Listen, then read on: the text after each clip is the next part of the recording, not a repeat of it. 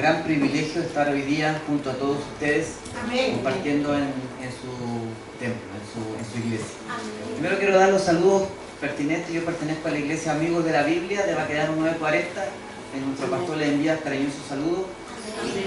También reciban un cordial saludo de el presidente de la Universidad para Líderes, que tuvimos una conferencia el día sábado desde la ciudad de Chicago, en Estados Unidos. Le envío un cariñoso saludo. Amén. Mis hermanos, este mes es un mes importantísimo para nosotros. ¿Por qué? Porque este mes nosotros conmemoramos el mes de la Reforma Protestante. Amén. Y es lo que voy a hablar en estos par de minutos que voy a ocupar. Voy a hablar acerca de la Reforma Protestante y especialmente del día 31 de octubre, que fue ayer. El día 31 de octubre es importante por dos razones primordiales. Una es porque es el día donde se realizó la Reforma Protestante, de donde nosotros pudimos conocer la verdad del Evangelio. Y la segunda es porque es mi cumpleaños. Porque yo nací el día 31 de octubre y el día de la Reforma Protestante. Le voy a invitar a que abra su Biblia en el libro de Habacuc, el profeta Habacuc. Eso está en el Antiguo Testamento. Profeta Habacuc. Daniela, ¿puedes colocar el favor, por favor?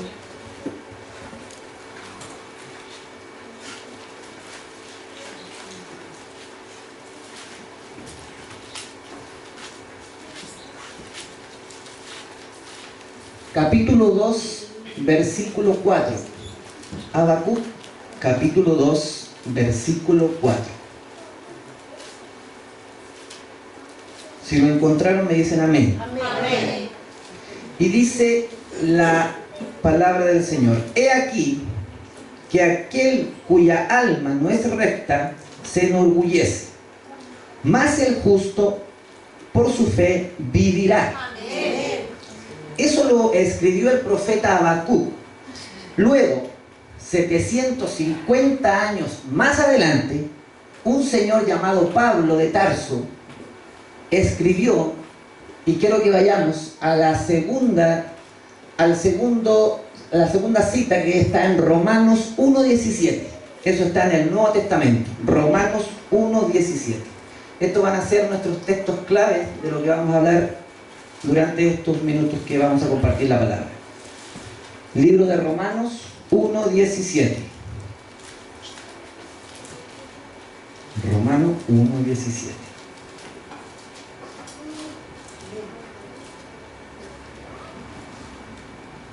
Y dice de la siguiente forma: porque en el Evangelio la justicia de Dios se revela por la fe y para la fe. Como escrito está: mas el justo por la fe vivirá. Amén.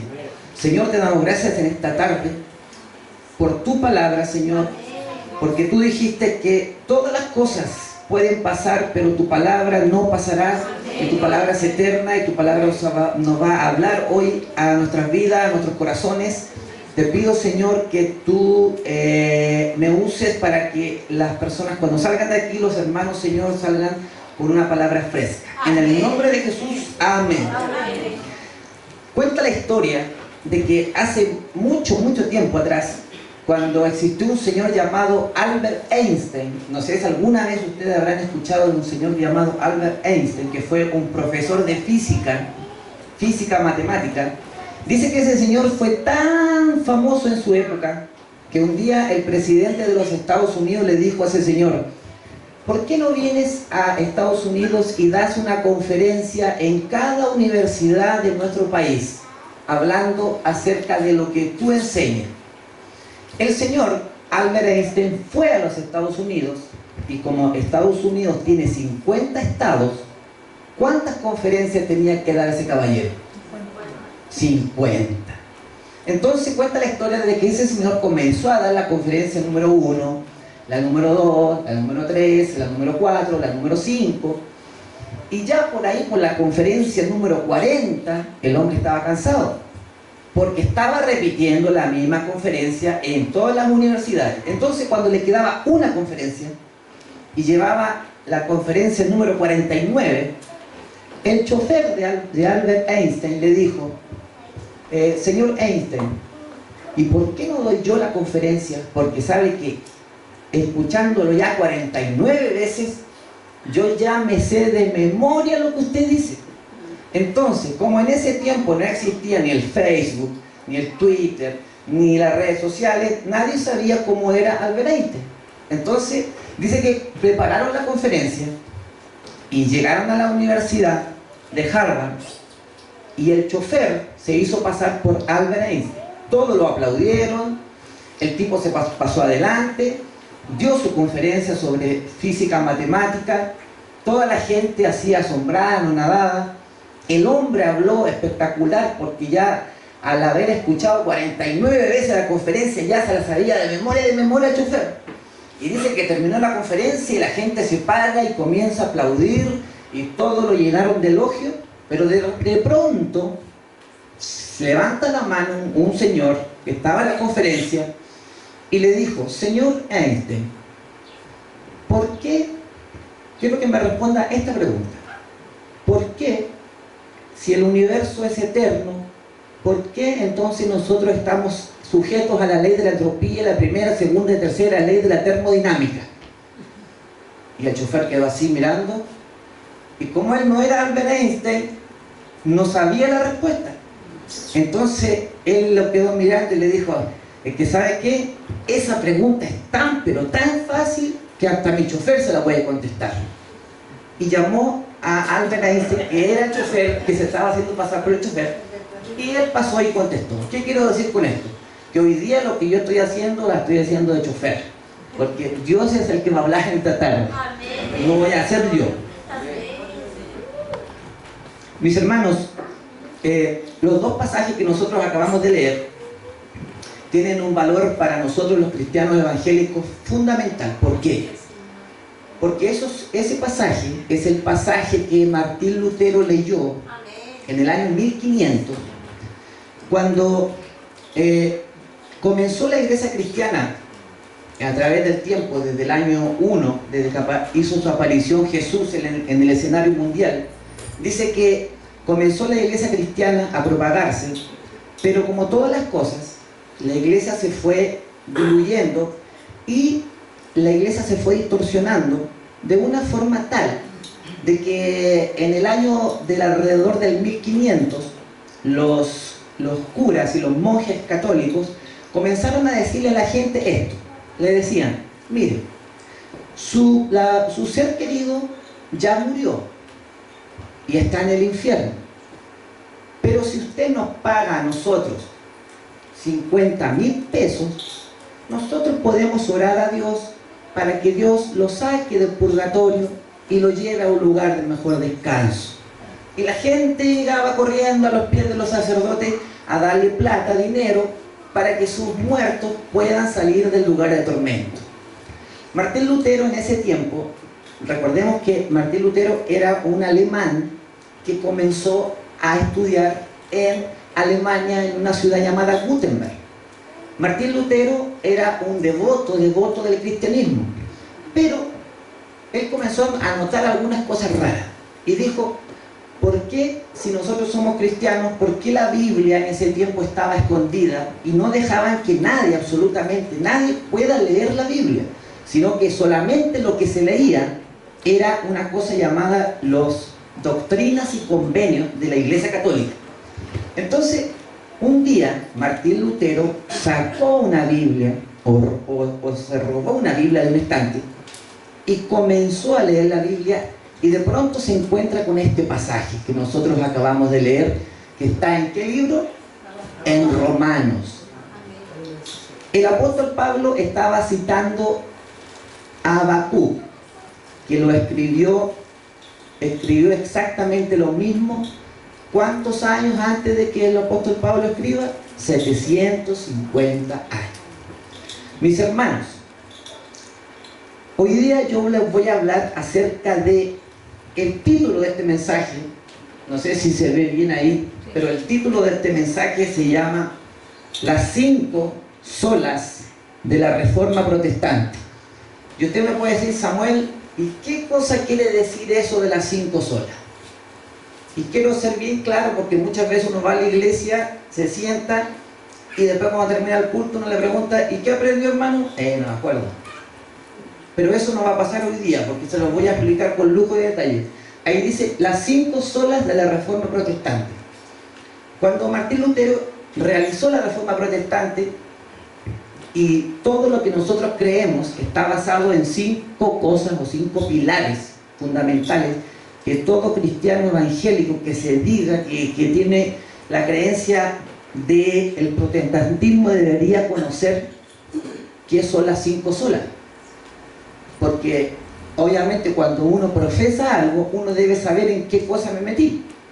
Y la única fuente de información, mis amados hermanos, está en este librito llamado la Biblia, biblión en griego, que significa libritos, que son la palabra de Dios inspirada por el Espíritu Santo. ¿Cuántos creen que la Biblia es inspirada por el Espíritu Santo? Amén. Me recuerdo que cuando yo estaba en la universidad, yo estudié en Temuco, en la Universidad Mayor, y me acuerdo que yo desde niño me llevaron a la iglesia, desde niño escuché mensajes, desde niño me senté en una banca, canté, fui a la escuela dominical, pero nunca había entendido qué significaba la palabra de Dios. Un día, en Temuco, de pronto veo una información que decía, están abiertas las inscripciones para el Seminario Teológico de Temuco. Y yo dije, voy a meterme a este rollo para estudiar teología y saber qué cosa quiere decir realmente la palabra de Dios. Y cuando me metí a estudiar teología, hermanos, a mí como que se me abrió un velo que tenía aquí en la mente. Y un día estaba leyendo mi Biblia en la noche y pasé por un pasaje, y ese pasaje tocó mi vida. Cuento corto, yo desde ese día puedo decir que soy cristiano. Porque antes de eso yo era un convencido, pero no era un convertido. Entonces yo pasé muchos años tratando de buscar la verdad en otras cosas, pero me di cuenta que la única cosa que uno puede decir que esta es la verdad es la Biblia. Porque Jesús dijo, yo soy la verdad y la vida, y lo que está escrito ahí es la palabra de Dios. O sea, esa es la verdad. Y para continuar, sigamos con la diapositiva. Martín Lutero, esto a manera de información, solamente un review, nació en Eisleben, en Alemania, el 10 de noviembre de 1483 y murió el 18 de febrero de 1546. Martín Lutero era alemán. Martín Lutero fue el precursor de la Reforma. Y cuando Martín Lutero se levantó para decir que lo que la Iglesia católica estaba diciendo no era así, Alemania, el príncipe de Alemania, el príncipe, en ese tiempo recordemos, hermanos, que no eran presidentes, en el 1500 se le llamaba príncipe a la persona que gobernaba. El príncipe de Alemania, el príncipe de Inglaterra y el príncipe de Francia mandaron una nota al Vaticano protestando porque estaba mal lo que ellos enseñaban. Desde aquel momento a esa gente que protestó, ¿cómo se le llamó? Protestante. Por eso cuando ustedes le dicen los protestantes, usted va a decir, el hermano Samuel me enseñó que esa palabra protestante viene de cuando Martín Lutero enseñó la verdad, entonces se le llamó protestante porque comenzaron a protestar contra el imperio católico. Sigamos con el PowerPoint. Introducción. Dice, las 5 solas es la denominación conjunta para las 5 frases en latín, que era la lengua en la que se escribió la tesis de Martín Lutero, que surgieron durante la Reforma Protestante y resumen las creencias teológicas básicas de los reformadores o protestantes que entran en contraposición con la doctrina católica. Sigamos. Ese es Martín Lutero, por si acaso. 1. sola escritura. Estos fueron los 5 principios que Lutero habló y dijo: sola escritura. ¿Qué quiere decir? Solo la escritura. La Biblia es el único estándar de fe y de práctica. Y dice: la doctrina de que la Biblia es por sí sola la autoridad suprema fue al principio formal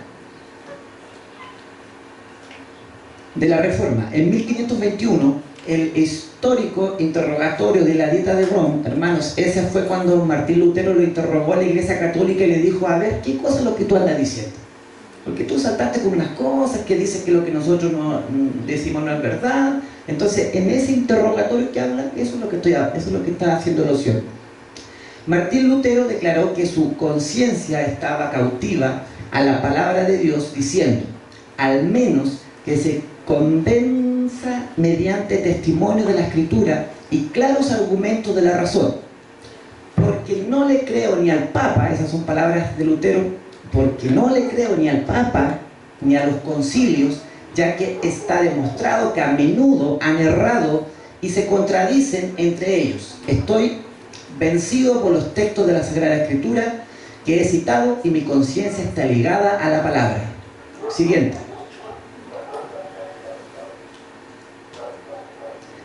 Es eso que Martín Lutero dijo, para que usted no piense que Martín Lutero comenzó a decir cosas en la carne, empezó a hablar cosas que se le ocurrían a él. Las citas, hermanos, si usted las quiere anotar, esas son las citas que fundamentan que nosotros los cristianos evangélicos solamente creemos en la Escritura, en la Biblia como la única fuente de información. O sea, que cuando usted llega a su casa, yo lo iba a leer, pero en honor al tiempo no lo voy a leer. Cuando usted llega a su casa, usted revise el Salmo 119, 18, revise el Salmo 138, 2 y revise 2 de Timoteo 3, 16 y 17. Y se va a encontrar con que Martín Lutero, cuando hizo la Reforma Protestante, él escribió 95 tesis. ¿Imagina una persona que se dio el tiempo de escribir 95 tesis para que usted y yo estemos hoy día sentados aquí alabando al Señor y no estemos allá adorando imágenes y vírgenes y pagando platas para poder que nos perdonen los pecados? Este caballero lo hizo, el hermano Martín Lutero.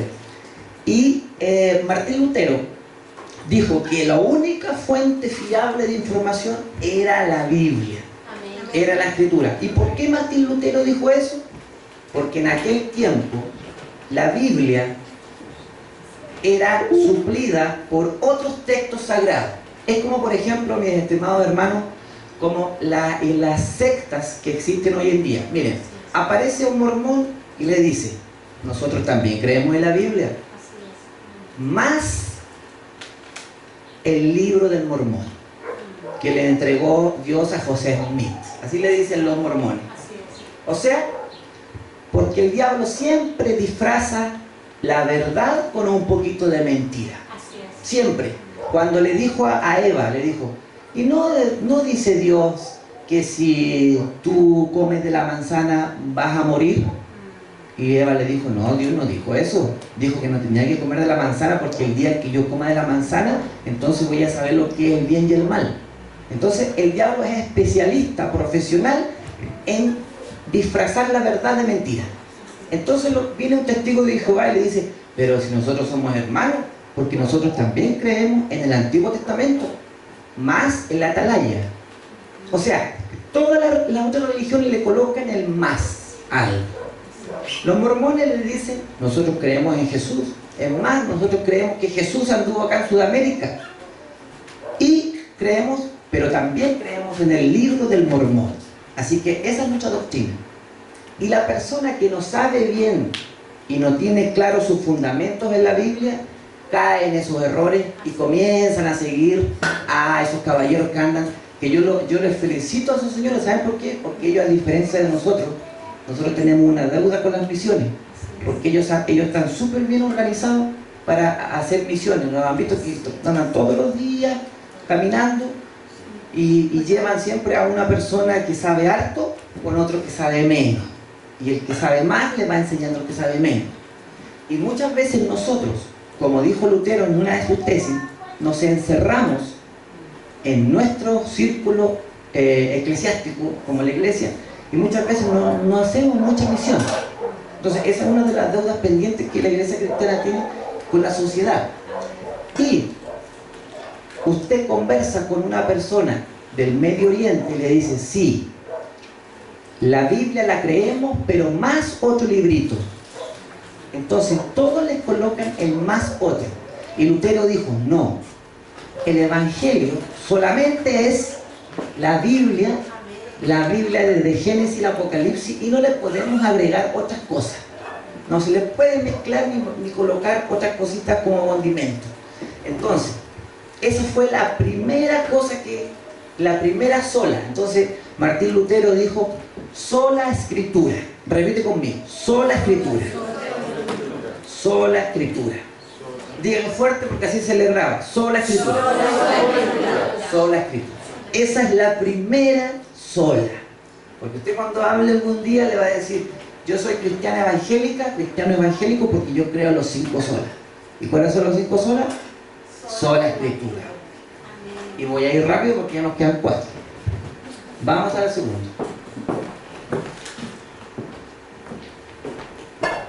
Sola fide. Lo que estoy hablando está en latín, porque en ese tiempo se ocupaba el idioma latín. ¿Pero qué quiere decir sola fide? Sola fide quiere decir solo por fe. O sea, justificación solo por la fe. El principio material de la Reforma fue justificación solamente por la fe. La confesión de fe de Gutenberg establece la fe, así recibida y reposada en Cristo y su justicia. Es el único instrumento de justificación, aunque ésta no actúa sola en la persona justificada, sino que está siempre acompañada de todas las demás gracias salvíficas, no siendo una fe muerta, sino más bien una fe de obra por el amor. Esas son palabras textuales de Lutero, hermanos. Sola fe. Y la justificación es mediante la fe. Samuel, ¿cómo es ese rollo de que la justificación solamente es mediante la fe? Resulta, hermanos, que nuestros hermanos católicos dicen lo siguiente, dicen, sí, la justificación, yo soy justo. Para ser justo, tengo que hacer algo. Porque no puede ser tan fácil de decir, yo acepto a Jesús en mi corazón, el Señor viene a mi vida y ya soy justo. No puede ser tan fácil. ¿Por qué? Porque el ser humano, nosotros tenemos un chip por dentro que siempre nosotros queremos ganarnos las cosas. Entonces, dijeron los católicos, no puede ser tan fácil. Entonces le vamos a poner un poquito de tormento a la cosa. Entonces inventaron las peregrinaciones, inventaron las mandas. ¿Han escuchado de las mandas? Inventaron que hay que flagelar el cuerpo, o sea, comenzar a azotarse y hacerse heridas, igual como Jesús sufrió, para que así nosotros podamos ser